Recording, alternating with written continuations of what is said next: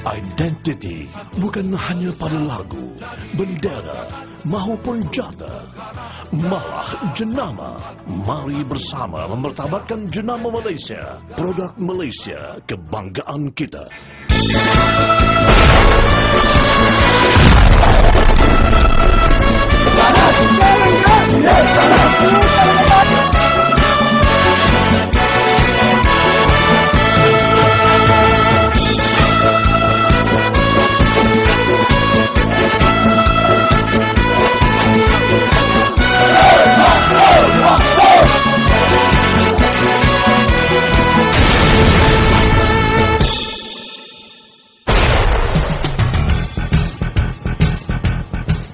Assalamualaikum, salam sejahtera, salam satu Malaysia.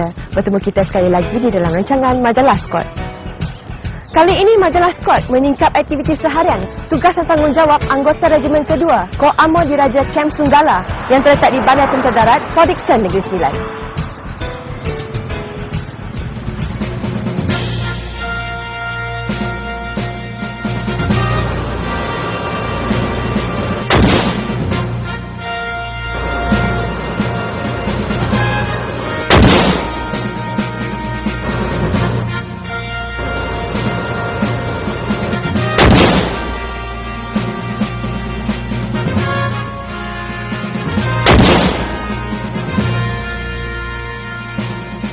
Perubahan awal Regimen Kereta Kebal ini telah berlaku pada 18 November 1980 di mana dua skuadron telah pun ditubuhkan dan penempatannya adalah di Kem Sunggala Port Dickson dan juga di Kem Lokawi Sabah.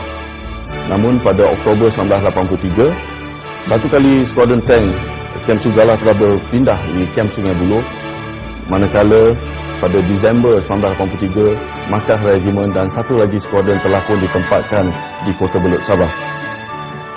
Seterusnya pada 1985, regimen ini telah pun menerima kenderaan tank iaitu Scorpion AC-90 dan juga ATC Stormer, dan pada Julai 1985, regimen ini telah pun berpindah ke Camp Paradise iaitu di Kota Belud, Sabah. Seterusnya pada Mac 2003, regimen ini telah pun berpindah ke Kem Sunggala Port Dickson sebelum ditempatkan di Gemas pada Jun 2005.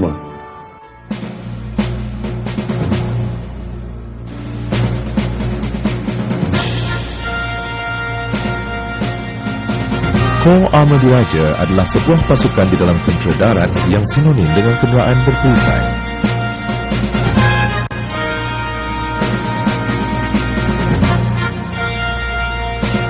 Dengan adanya kereta perisai Kor ini mempunyai ciri-ciri yang tersendiri iaitu mobility, kuasa tembakan, komunikasi, flexibility dan perlindungan. Bagi mengendalikan sesebuah kereta perisai, kemahiran yang tinggi dalam pengendalian kereta perisai amat penting.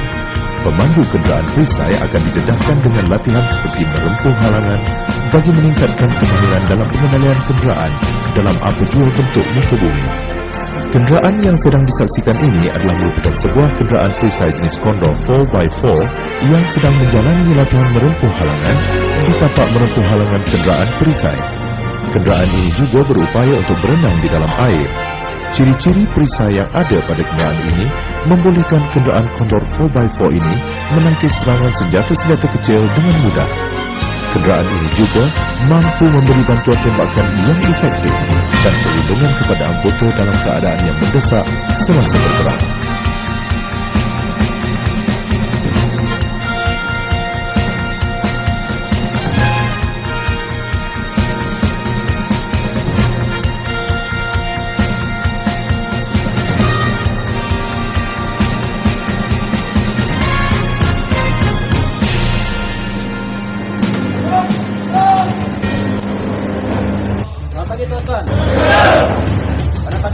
Anda ditugaskan untuk membuat rotan pertama. Sebelum tuan menjalankan tugas rotan pertama, ada apa masalah? Tidak masalah. Lepas sudah balik kerja, tuan serang. Terus dia. Terus, beri. Bagi memastikan kenderaan berada dalam keadaan baik dan siap sedia untuk diatur gerak sebilang masa adalah menjadi tanggungjawab bagi anggota crewman untuk memeriksa kenderaan perisai sentiasa dalam keadaan baik. Anggota crewman adalah anggota kenderaan berperisai yang terdiri daripada pemandu, ketua kereta, trup sarjan dan pemimpin trup. Anggota crewman ini akan melakukan aktiviti rutin setiap hari memeriksa kenderaan yang juga dikenali sebagai first parade. Aktiviti ini akan dilakukan setiap hari pada waktu pagi di garaj kenderaan perisai, di mana kenderaan perisai ditempatkan mengikut susunan skuadron dan trup. First parade ini dimulakan dengan pembarisan pagi, di mana taklimat akan disampaikan oleh pemimpin trup dan trup sarjan. Antara bahagian-bahagian yang diperiksa ialah bahagian enjin, alat-alat kawalan pemandu, ketua kenderaan, sistem turret, tempoh menembak dan lubang bom asap.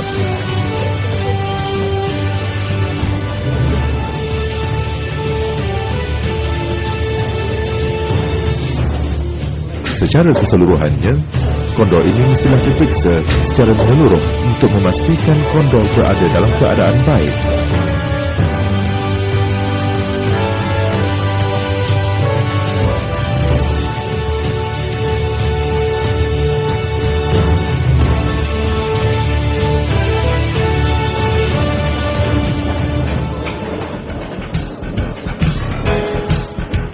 Pemeriksaan kenderaan jenis A Condor akan dilakukan pada setiap hari bertujuan memastikan tahap kenderaan berada di dalam keadaan yang baik.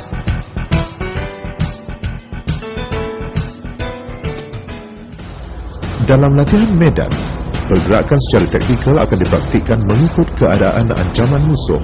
Apa yang disaksikan sekarang adalah bagaimana pergerakan taktikal sedang dilakukan oleh kenderaan perisai, di mana sebuah kenderaan akan berhenti pada masa yang sama memerhati dan siap sedia untuk memberi tembakan bantuan bagi membolehkan kenderaan di belakang bergerak ke hadapan dengan selamat.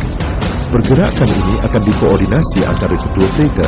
Setelah kenderaan yang di belakang melintas, kenderaan tersebut akan melakukan tindakan yang sama oleh kenderaan pertama bagi membolehkan kenderaan tersebut bergerak ke hadapan dengan selamat.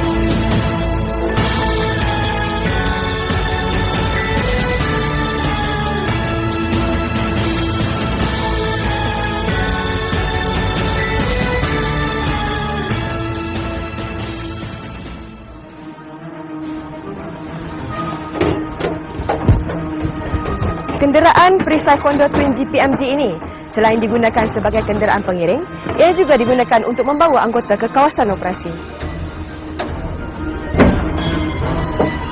Dalam keadaan di mana musuh terdiri daripada kumpulan kecil dan terletak di dalam kawasan yang terlindung, kumpulan trup serang akan diatur gerakkan. Kenderaan akan berhenti pada jarak selamat.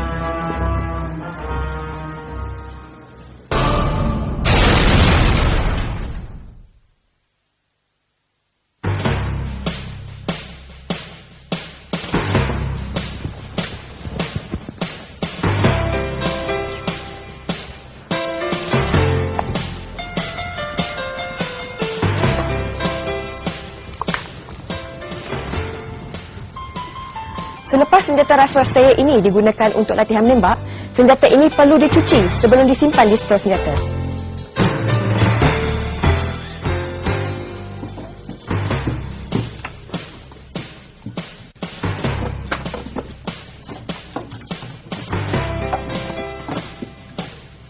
Pemeriksaan senjata adalah merupakan rutin yang penting bagi menentukan setiap senjata pribadi anggota maupun senjata pada kenderaan sentiasa berada dalam keadaan yang memuaskan dan boleh bekerja.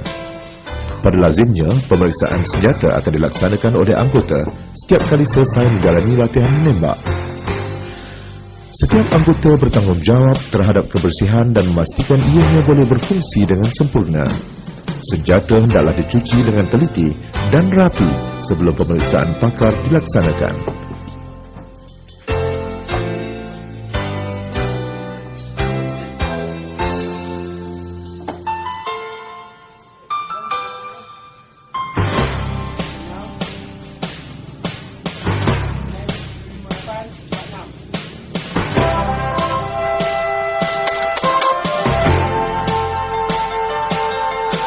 Pakar pemeriksa akan menguji dan memastikan senjata yang telah dibersihkan dengan sempurna dan direkodkan dalam buku pemeriksaan senjata.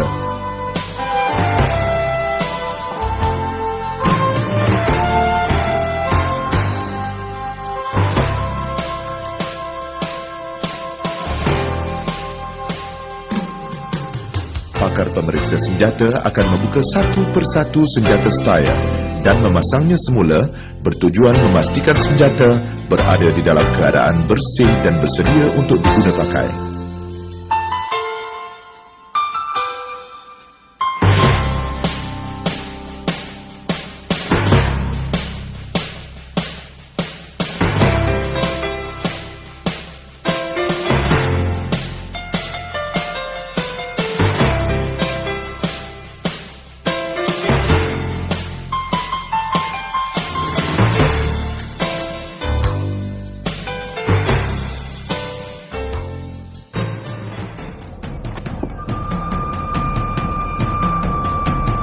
Bagi senjata kenderaan yang mempunyai saiz lebih besar dan berat, ianya memerlukan kerjasama antara anggota untuk dibersihkan.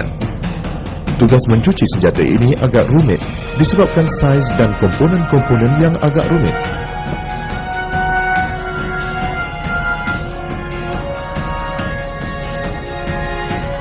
Pada kebiasaan, senjata kenderaan akan dicuci oleh anggota crewman kerana mereka adalah anggota yang berlatih dalam pengendalian senjata pada kenderaan.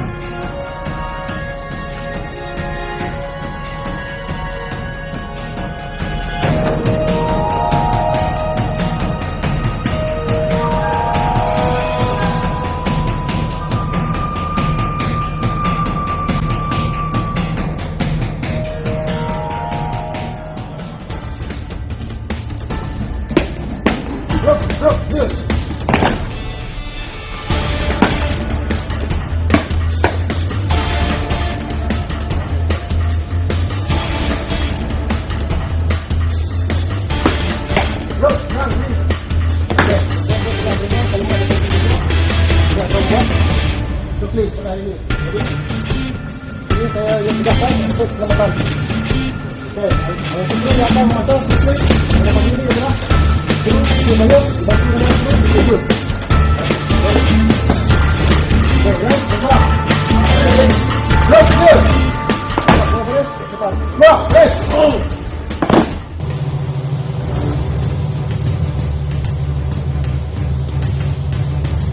Kereta kebal merupakan sebuah kenderaan tempur yang sangat digeruni oleh kerana ciri-ciri dan kebolehan tempur yang ada padanya. Malaysia kini boleh berbangga kerana telah mampu untuk mempunyai aset kereta kebalnya sendiri. Kereta kebal Malaysia yang dimaksudkan adalah Pendekar.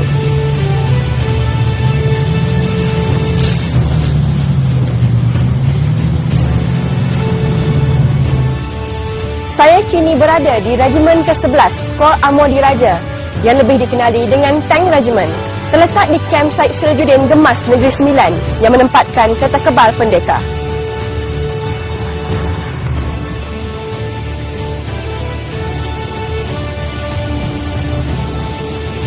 Kereta kebal Pendekar adalah kenderaan yang diperbuat oleh negara Poland. Ramai yang mengatakan ianya sebuah kenderaan lama, namun sebenarnya ianya merupakan antara kereta kebal yang terbaik kerana ianya dilengkapi dengan sistem persenjataan dan komunikasi yang canggih dan terkini. Kereta kebal Pendekar ini mampu menggempur musuh dengan pergerakannya yang pantas walaupun beratnya hampir mencecah 46 tan sebuah.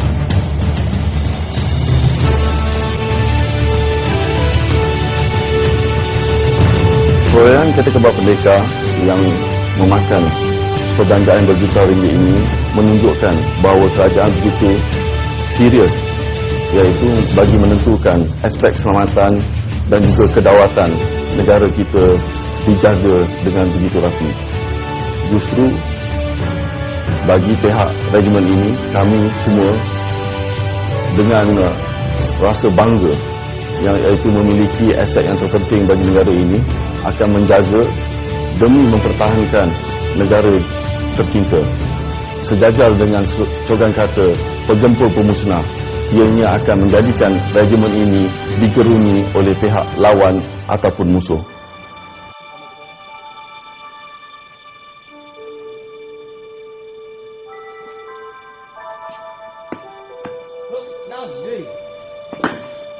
Sebelum latihan berenang air atau lebih dikenali sebagai latihan snorkeling dimulakan, anggota kereta kebal Pendekar akan ditaklimatkan oleh pegawai yang bertanggungjawab dalam latihan tersebut.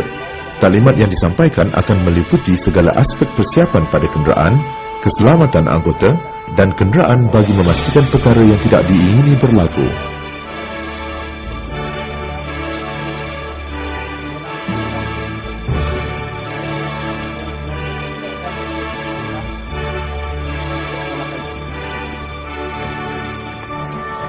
Sebelum kereta kebal pendekar mengharungi air pada kedalaman 5 meter, ianya akan dipasang dengan peralatan khas bertujuan mengelakkan kereta kebal pendekar ini dari dimasuki air.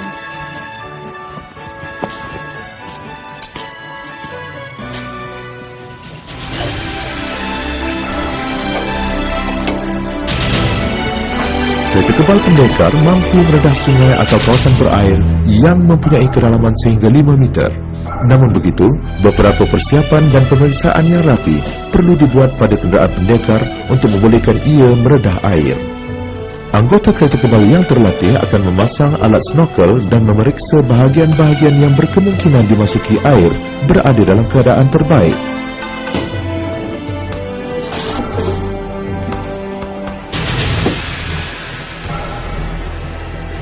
Latihan snorkeling dilaksanakan bukan sahaja bertujuan menguji kecekapan anggota crewman, bahkan menguji ketahanan kereta kebal pendekar meredah halangan berair sehingga kedalaman 5 meter. Sebelum memulakan latihan ini, aspek keselamatan amat dititik beratkan. Oleh sebab itulah, persiapan rapi perlu sebelum latihan snorkeling dimulakan bagi memastikan keselamatan anggota dan peralatan dalam kereta kebal pendekar terjamin.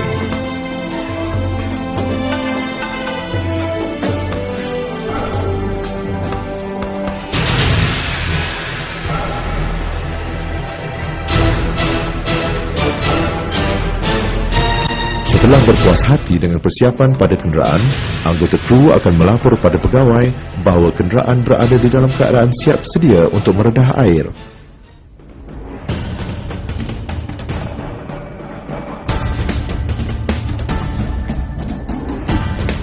Pendekar mampu merempuh pelbagai jenis halangan termasuk halangan berair yang berkedalaman sehingga 5 meter.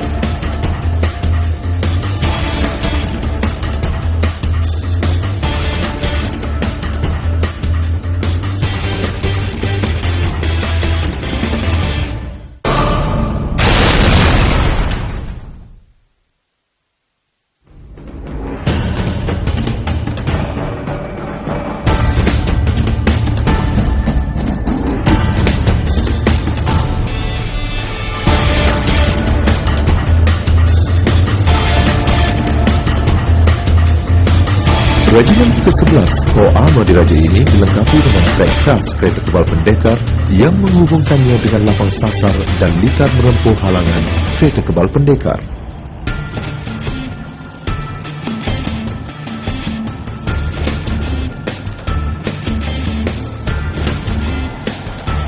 Kereta kebal pendekar ini tidak mempunyai masalah merentasi keadaan bentuk muka bumi semula jadi yang berbukit dan beralur melalui trek khas tanah merah ini.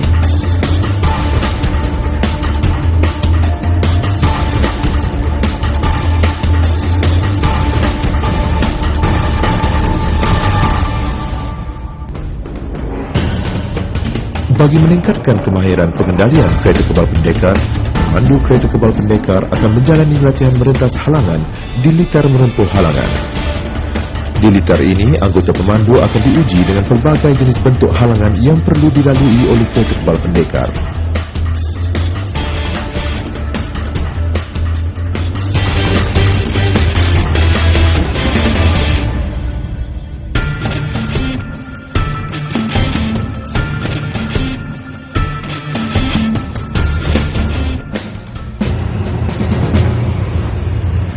Di kawasan litar merempuh halangan kenderaan A, kereta kebal pendekar melakukan latihan bagi menguji kecekapan dan kemahiran kru pendekar.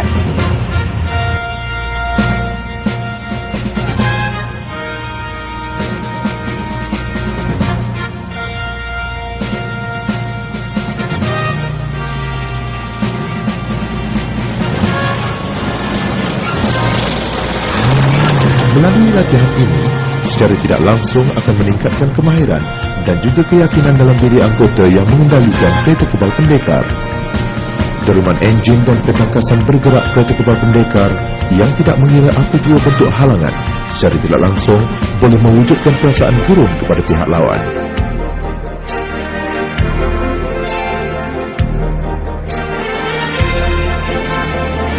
Kehebatan persenjataan utama yang ada pada kereta kebal pendekar ini amat membanggakan dengan ketepatan hasil tembakan yang sangat tinggi.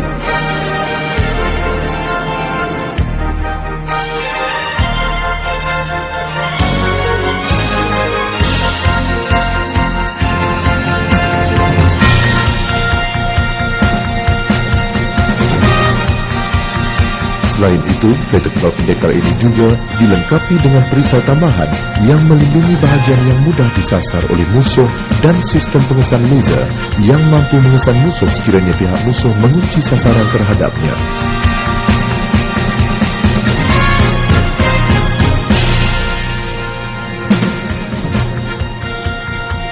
Kereta kebal pendekar yang berkeupayaan tinggi serta boleh diatur gerak merempuh pelbagai halangan di samping melakukan pergerakan taktikal dengan mengeluarkan asap tebal bertujuan mengelirukan pihak musuh di dalam melakukan serangan secara pantas ataupun bertujuan menyusun semula strategi.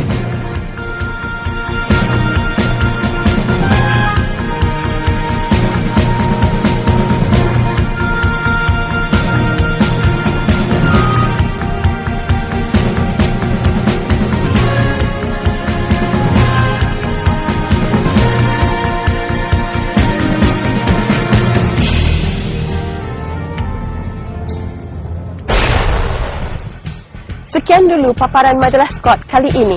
Semoga kita bertemu lagi dengan paparan kehidupan, aktiviti seharian, tugas dan tanggungjawab seorang anggota tentera terhadap agama, negara dan bangsa. Jumpa lagi. Pengebau! Pengebau! Pengebau! Inilah barisan kita yang ikhlas berjuang, siap sedia berkorban untuk Ibu Pertiwi. Sebelum kita berjaya, jangan harap kami pulang. Inilah sumpah pendekar kita menuju medan bakti. Andai kata kami gugur semua, taburlah bunga di atas pusara. Kami mohon doa Malaysia berjaya. Semboyan telah berbunyi.